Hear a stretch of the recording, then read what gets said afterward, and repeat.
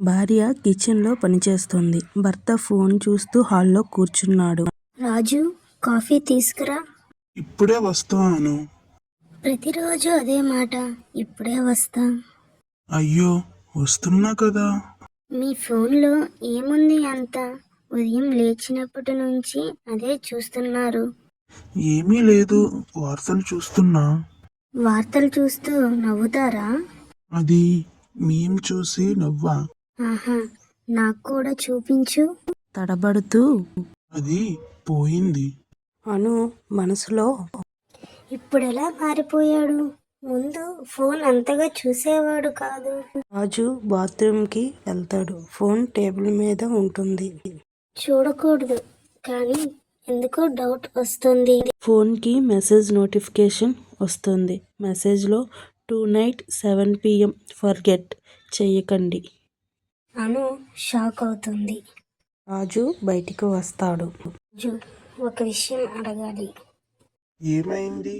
నీ ఫోన్కి ఎవరు మెసేజ్ చేశారు? ఆఫీస్ వాళ్ళు. నిజం చెప్పు. అదే నిజం. ఈ మెసేజ్ ఏమిటి? నువ్వు నా ఫోన్ చూసావా? అవును, చూశాను. ఎందుకంటే నాకు డౌట్ వచ్చింది. అది సరైంది కాదు అను. అయితే నువ్వేం దాచుతున్నావు? నేను ఏమీ దాచడం లేదు. tonight 7 PM అంటే ఏమిటి? అది చెప్పు.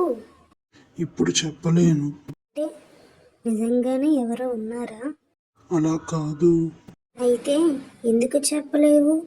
ఇద్దరూ కొద్దిసేపు నిశ్శబ్దంగా ఉంటారు. నిన్ను నేను చాలా నమ్మాను రాజు. నువ్వు ఇంకా నమ్మాలి. నమ్మాలని ఉంది, కానీ ఈ మెసేజ్ చూశాక భయంగా ఉంది. నువ్వు 7 గంటల వరకు వెయిట్ చేయగలవా? ఎందుకు? అప్పుడు నీకు నిజం తెలుస్తుంది. 7 PM రాజు అనుని బయటికి తీసుకెళ్తాడు. ఒక చిన్న రెస్టారెంట్లోకి తీసుకువెళ్తాడు. ఇక్కడికి ఎందుకు తీసుకొచ్చావు? ఒకసారి లోపలికి రా.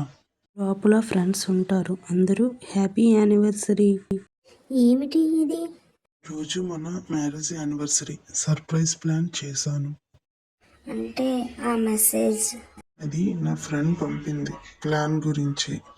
సారీ రాజు, నేను నిన్ను తప్పుగా అర్థం చేసుకున్నాను. పర్లేదు, కానీ ఒక విషయం గుర్తుపెట్టుకో. ఏమిటది? డౌట్ కంటే నమ్మకం పెద్దది. స్మైల్తో happy anniversary Raju. Happy anniversary. రిలేషన్షిప్లో నమ్మకం ఉంటే చిన్న డౌట్ కూడా ప్రేమగా మారుతుంది. మీకు ఈ స్టోరీ కనుక నచ్చినట్టయితే please like, share, comment, subscribe my channel.